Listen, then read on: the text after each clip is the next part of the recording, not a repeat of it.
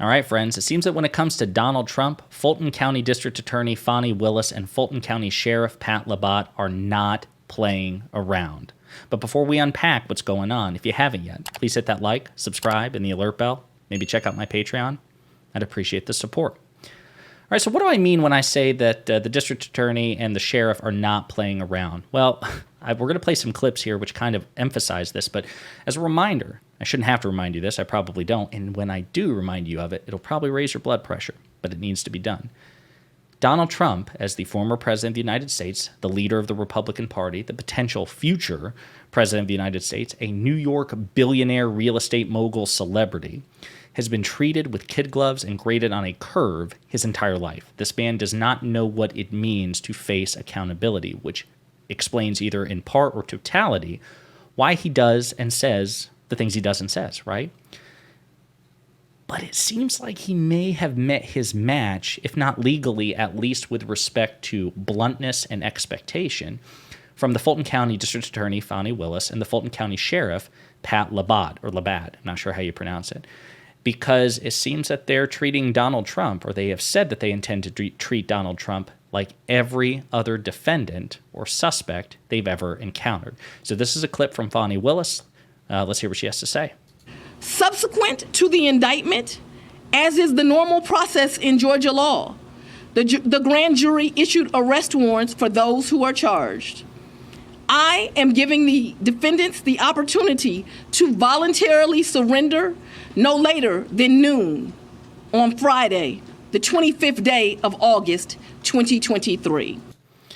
So she issued arrest warrants, and she's basically giving him, at the time of this video, about 10 days to surrender himself, which is a relatively short amount of time compared to the other arrests or surrenders going on. So just bluntly saying, you've got 10 days to turn yourself over. That might not seem like much. But wait, there's more.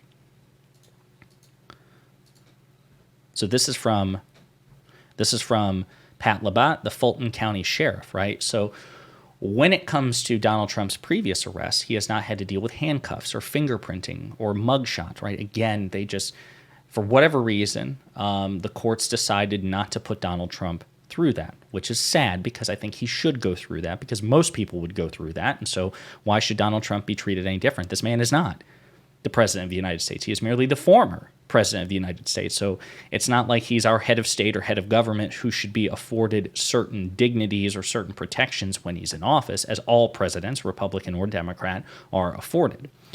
He's no longer that man, right? So why should he be treated any different if he's actually going to be arrested? Well, it seems to me that the Fulton County Sheriff, Pat Labat, agrees. This is what he has to say on the matter. We are following our normal practices. And so it doesn't matter your status. We have mugshots ready for you. So let's be clear. Again, unless Pat Labat changes his mind or whatever, unless he's successfully pressured by Colt 45 or MAGA, what this means is when Donald Trump is arrested, if they follow the normal protocol, he will be handcuffed, he will be fingerprinted, and he will have a mugshot.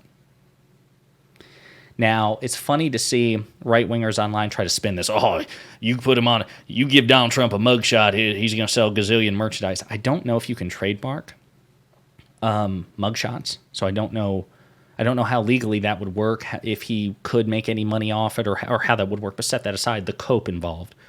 You mugshot Donald Trump, you're guaranteeing that he's getting back into the White House. If that's true, that's super sad. If that's really what motivates the Republican Party, so arresting a man just triggers whatever contrarian chemical in your brain, and that makes you want to vote for him even more, irrespective of the facts.